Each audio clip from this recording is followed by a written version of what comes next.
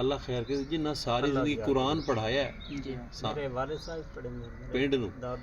دادا بھی پیو بھی اے بھی بزرگ قرآن پڑھے اسی انہاں نو چھوڑ کے تھی باقی بندیاں دا کام کریندے ودے ہیں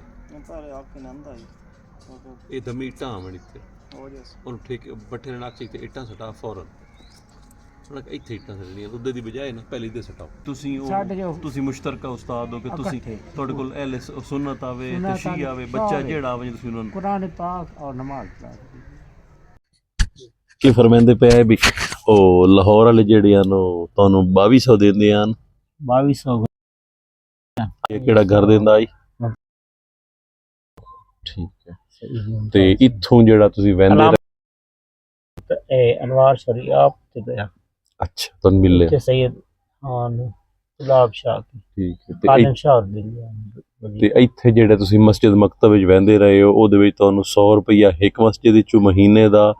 100 دوجی چوں تے 250 تریجے چوں 400 مجھے شاہ دندے والد صاحب 400 انہاں دیندے ہیں ٹھیک ٹھیک 100 روپے والد صاحب اے امام بار کاج پڑھے دے ہیں انہاں دیندے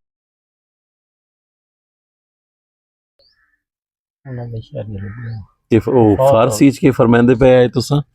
فارسی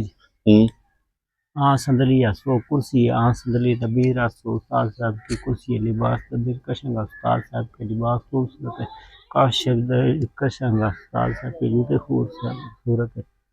اس طرح یہ دیکھیں یہ صاحب علم لوگ جو ہیں نا جو ہمارے معاشرے کی خوبصورتی ہیں ان کی زندگیاں کیسے گزر رہی ہیں جب وہ معاشرے کو کچھ سب کچھ دے کے اپنا علم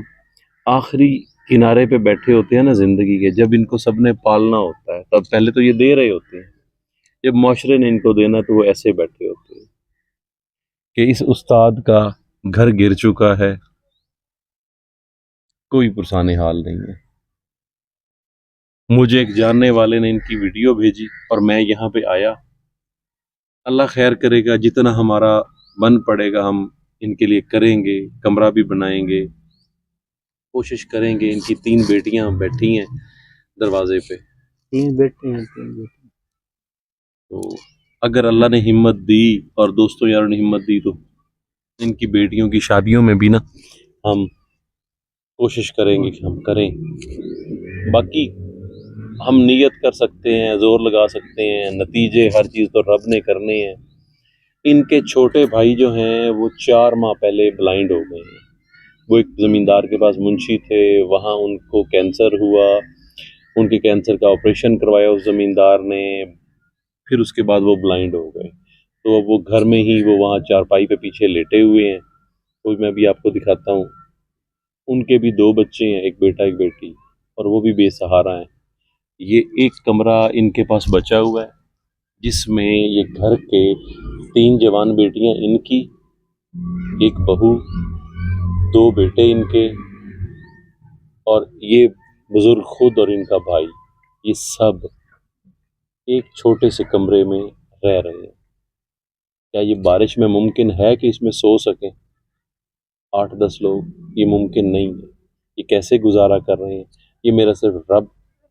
جانتا ہے ہم اس چیز کی اس تکلیف کو امیجن ہی نہیں کر سکتے جس سے یہ گزر رہے ہیں اللہ خیر کرے جنہ ساری زندگی قرآن پڑھایا ہے میرے والد صاحب پڑھے پنڈ نو